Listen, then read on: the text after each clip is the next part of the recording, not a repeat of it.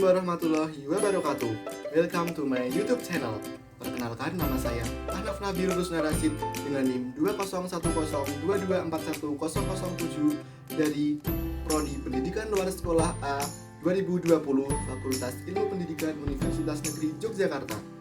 Pada kesempatan kali ini, saya akan mereview materi tentang mata kuliah Ilmu Pendidikan selama 1 semester. Berikut adalah review materinya. Berikut ini adalah beberapa materi yang akan kita bahas. Materi yang pertama yaitu tentang hakikat manusia. Materi yang kedua tentang makna pendidikan dan batas-batas pendidikan. Materi yang ketiga tentang pendidikan sebagai ilmu. Materi yang keempat yaitu tentang pendidikan sebagai sistem. Dan materi yang kelima adalah aliran-aliran pendidikan. Materi yang pertama yaitu tentang hakikat manusia. Sebelum kita membahas tentang manusia, kita akan membahas tentang perbedaan manusia dan makhluk lain. Perbedaan manusia dengan makhluk lain yang pertama yaitu kemampuan menyadari diri. Kedua, kemampuan bereksistensi. Ketiga, pemilikan kata hati. Yang keempat, moral. Kelima, kemampuan bertanggung jawab.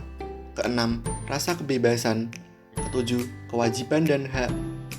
Dan yang terakhir adalah kemampuan menghayati kebahagiaan. Selanjutnya, kita akan membahas tentang pengertian manusia. Secara faktual, kegiatan pendidikan merupakan kegiatan antar manusia, oleh manusia, dan untuk manusia. Itulah mengapa pembicaraan tentang pendidikan tidak dapat dilepaskan dari pembicaraan tentang manusia. Dari beberapa pendapat tentang pendidikan yang dikemukakan oleh para ahli pendidikan pada umumnya, sepakat bahwa pendidikan itu diberikan atau diselenggarakan dalam rangka mengembangkan seluruh potensi kemanusiaan ke arah yang positif. Dengan pendidikan, diharapkan manusia dapat meningkatkan dan berkembang seluruh potensi atau bakat alamiahnya sehingga menjadi manusia yang relatif lebih baik, lebih berbudaya, dan lebih manusiawi. Agar kegiatan pendidikan lebih terarah, sehingga nantinya dapat berdaya guna dan berhasil guna, maka diperlukan pemahaman yang relatif utuh dan komprehensif tentang hakikat manusia. Nah, berbicara tentang hakikat manusia membawa kita berhadapan dengan pertanyaan sentral dan mendasar tentang manusia, yakni apakah dan siapakah manusia itu? Untuk menjawab pertanyaan tersebut, telah banyak upaya dilakukan, namun rupa-rupanya jawaban-jawaban itu secara dialektis melahirkan pertanyaan baru, sehingga upaya pemahaman manusia masih merupakan pokok yang problematis. Dengan ungkapan lain, manusia masih merupakan misteri bagi dirinya sendiri. Informasi penting sekitar kemisterian manusia dapat dilihat dalam buku berjudul Manusia, Sebuah Misteri karya Louis Lehay tahun 1989. Manusia dan pendidikan tidak dapat dipisahkan karena pendidikan dimaksudkan untuk mengembangkan seluruh potensi positif manusia. Dengan pendidikan, diharapkan semua potensi positif manusia dapat diaktualisasikan ke taraf yang lebih sempurna. Berdasarkan pemikiran ini, maka para mahasiswa calon pendidik perlu memahami manusia dari berbagai perspektif, yakni dari perspektif pola pemikiran biologis, pola pemikiran psikologis, pola pemikiran sosial budaya, dan pola pemikiran religius. Demikian materi pertama yang dapat saya sampaikan. Materi yang kedua yaitu tentang makna pendidikan dan batas-batas pendidikan. Makna pendidikan. Secara historis, pendidikan dalam arti luas telah mulai dilaksanakan sejak manusia berada di muka bumi ini. Adanya pendidikan adalah setua dengan adanya kehidupan manusia itu sendiri. Dengan perkembangan peradaban manusia, berkembang pula isi dan bentuk termasuk perkembangan penyelenggaraan pendidikan. Ini sejalan dengan kemajuan manusia dalam pemikiran dan ide-ide tentang pendidikan.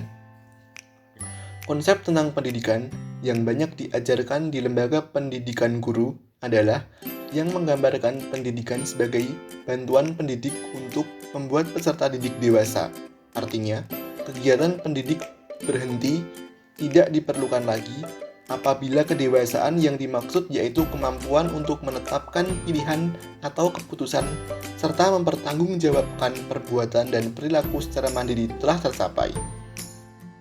Sejarah manusia menjadi sejarah kebudayaan, dan itu tumbuh berkembang lebih lanjut hingga saat kita sekarang ini, dan berjalan terus ke masa yang akan datang. Di dalam gerak gelombangnya, proses kebudayaan, pendidikan mempunyai fungsi yang esensial. Pendidikan merupakan suatu fungsi internal dalam proses kebudayaan itu, yaitu manusia dibentuk dan membentuk dirinya sendiri. Hal inilah yang menjadikan pendidikan sebagai bagian dari kebudayaan.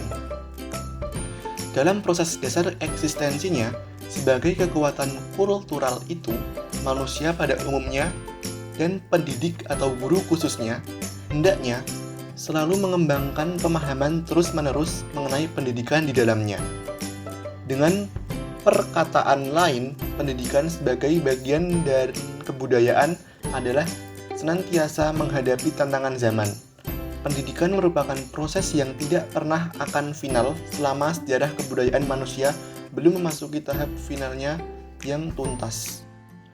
Kini, semakin disadari bahwa pendidikan memainkan peranan yang penting di dalam drama kehidupan dan kemajuan umat manusia. Pendidikan merupakan suatu kekuatan yang dinamis dalam kehidupan setiap individu, yang mempengaruhi perkembangan fisiknya, daya jiwanya atau akal, rasa, dan kehendak, sosialnya, dan moralitasnya. Atau dengan perkataan lain, pendidikan merupakan suatu kekuatan yang dinamis dalam mempengaruhi kemampuan kepribadian dan kehidupan individu dalam pertemuan dan pergaulannya dengan sesama dan dunia, serta dalam hubungan dengan Tuhan. Selanjutnya yaitu tentang batas-batas pendidikan. Yang pertama, batas-batas pendidikan pada subjek didik.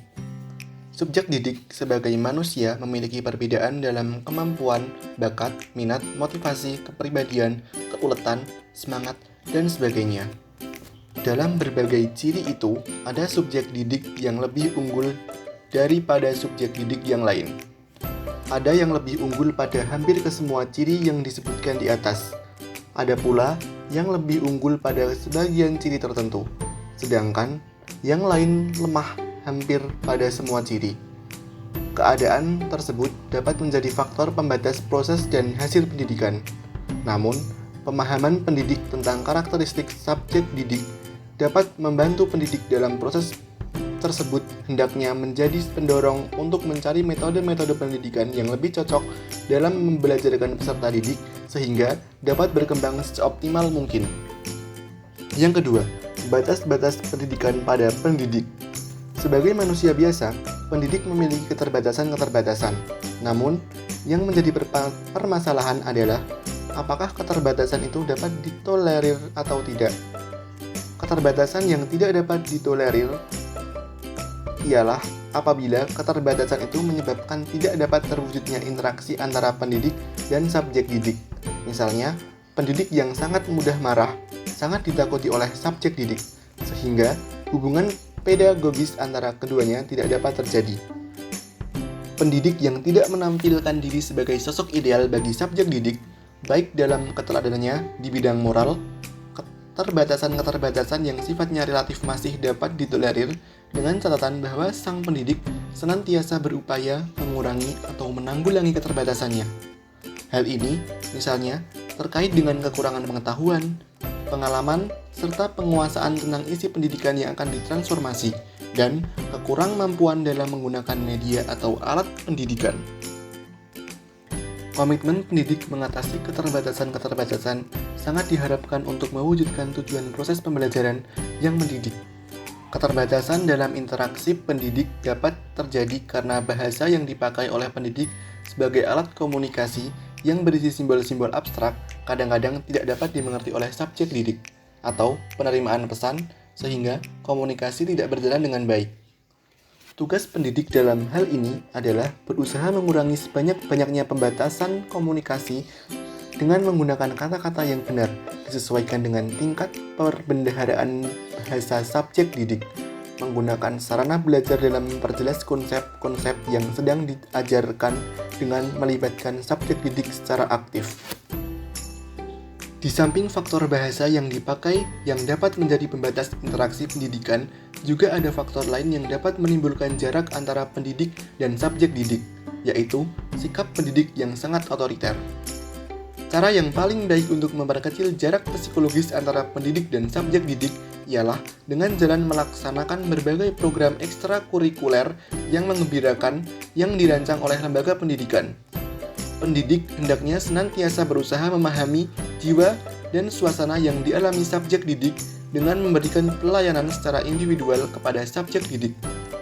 Keterbatasan pendidikan dalam interaksi pendidikan dan usaha pengatasannya banyak terletak dan tergantung pada komitmen pendidik demi keberhasilan proses pendidikan. Pendidik sudah saatnya mengembangkan subjek didik sehingga subjek didik menjadi manusia cerdas dalam multiliterasi, khususnya dalam menggunakan literasi digital sehingga memiliki kepribadian kokoh dan luhur dalam mengarungi kehidupan yang semakin kompleks dan menegangkan. Perbedaan yang seharusnya merupakan berkah dapat menjadi musibah kalau tidak diimbangi dengan pengembangan sikap dan internalisasi nilai empati dan toleransi. Selanjutnya, yaitu tentang batas-batas pendidikan dalam lingkungan dan sarana pendidikan. Lingkungan dan sarana pendidikan merupakan sumber yang dapat menentukan kualitas dan berlangsungnya proses pendidikan. Di sini dapat dilihat adanya lingkungan yang bersifat fisik atau kebendaan, sosial, dan budaya yang semuanya berpengaruh secara langsung maupun tidak langsung terhadap usaha pendidikan. Kekurangan atau belum memadainya tempat berlangsungnya proses pendidikan atau termasuk di dalamnya gedung sekolah dan perlengkapannya, alat-alat pendidikan, materi atau isi pendidikan, termasuk di dalamnya buku-buku pelajaran, sarana olahraga dan rekreasi, kekurang terbukaan antara anggota masyarakat, kurangnya kerjasama antara berbagai lembaga dalam masyarakat, misalnya antara keluarga, sekolah, masyarakat, dan rendahnya penghasilan penduduk pada umumnya dapat menghambat berlangsungnya usaha-usaha pendidikan secara baik. Materi yang ketiga yaitu tentang pendidikan sebagai ilmu. Pendidikan adalah fenomena yang fundamental atau asasi dalam hidup manusia, yang dijelaskan bahwa di mana ada kehidupan, di situ pasti ada pendidikan. Pendidikan sebagai gejala sekaligus upaya memanusiakan manusia itu sendiri.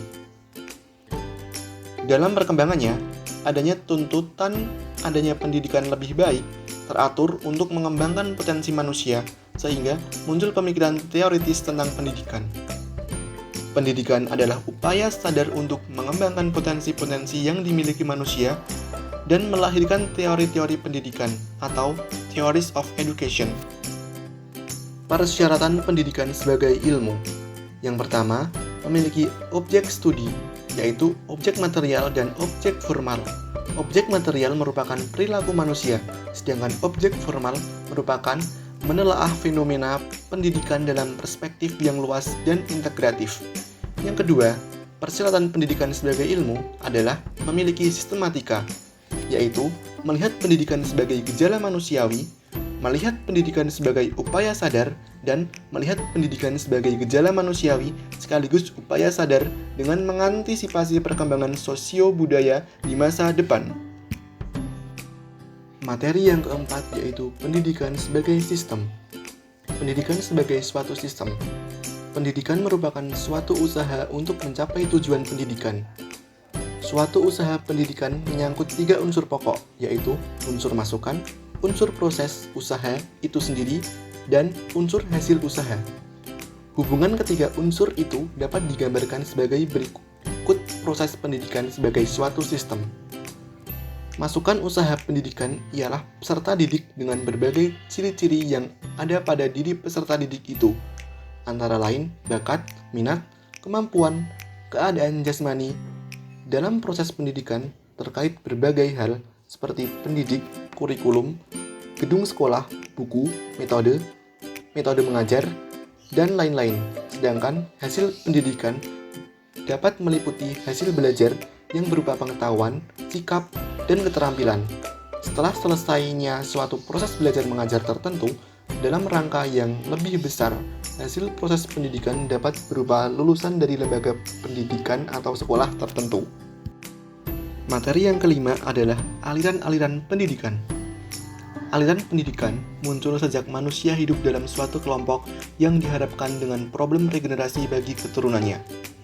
Secara historis, bahwa aliran-aliran pendidikan ataupun berbagai pemikiran tentang pendidikan dapat ditemukan dalam berbagai literatur. Setiap aliran pendidikan dapat dimaknai sebagai sesuatu upaya untuk memperbaiki martabat manusia. Pemahaman terhadap berbagai aliran pendidikan memiliki arti yang sangat penting ketika seseorang pendidik ataupun calon pendidik hendak menangkap hakikat dari setiap dinamika perkembangan pemikiran tentang pendidikan yang tengah terjadi. Berikut ini adalah aliran-aliran pendidikan. Aliran pendidikan yang pertama yaitu aliran nativisme. Inti ajarannya adalah bahwa perkembangan seseorang merupakan produk dari faktor pembawaan yang berupa bakat. Aliran yang kedua yaitu aliran empirisme. Aliran ini menyatakan bahwa pengalaman adalah sumber pengetahuan, sedangkan pembawaan yang berupa bakat tidak diakuinya. Yang ketiga adalah aliran naturalisme. Aliran ini berpendapat bahwa pendidikan hanya memiliki kewajiban memberikan kesempatan kepada anak untuk tumbuh dengan sendirinya. Pendidikan hendaknya diserahkan kepada alam. Pendidikan hanya dapat berbuat menjaga agar pembawaan yang baik bagi anak tidak menjadi rusak akibat campur tangan masyarakat. Yang keempat adalah aliran konvergensi. Inti ajaran aliran konvergensi adalah bahwa bakat, pembawaan, dan lingkungan atau pengalamanlah yang menentukan pembentukan pribadi seseorang. Setiap pribadi merupakan hasil konvergensi dari faktor-faktor internal dan eksternal. Perpaduan antara pembawaan dan lingkungan keduanya menuju pada suatu titik pertemuan yang terwujud sebagai hasil pendidikan. Yang kelima adalah aliran esensialisme. Esensialisme memandang bahwa pendidikan harus berpijak pada nilai-nilai yang memiliki kejelasan dan tahan lama yang memberikan kestabilan dalam nilai-nilai terpilih yang mempunyai tata yang jelas. Yang keenam adalah aliran progresivisme. Aliran ini berpendapat bahwa pengetahuan yang benar pada masa kini mungkin tidak benar di masa mendatang. Pendidikan harus terpusat pada anak, bukannya memfokuskan pada guru atau bidang muatan. Yang ketujuh adalah aliran perennialisme. Dalam dunia yang tidak menentu dan penuh kekacauan serta membahayakan, tidak ada satupun yang lebih bermanfaat daripada kepastian tujuan pendidikan, serta kestabilan dalam perilaku pendidik. Yang kedelapan adalah aliran rekonstruksionisme, suatu aliran yang berusaha merombak tata susunan lama dan membangun tata susunan hidup kebudayaan yang bercorak modern. Yang terakhir adalah aliran pragmatisme, suatu aliran yang mengajarkan bahwa yang benar adalah apa saja yang membuktikan dirinya sebagai yang benar dengan akibat-akibat yang bermanfaat secara praktis. Misalnya, berbagai pengalaman pribadi tentang kebenaran mistik, asalkan dapat membawa kepraktisan dan bermanfaat. Demikian tadi adalah review materi mata kuliah ilmu pendidikan selama 1 semester. Semoga dapat bermanfaat untuk kalian semua. Dan jangan lupa like, comment, and subscribe. Terima kasih telah menyaksikan. Wassalamualaikum warahmatullahi wabarakatuh.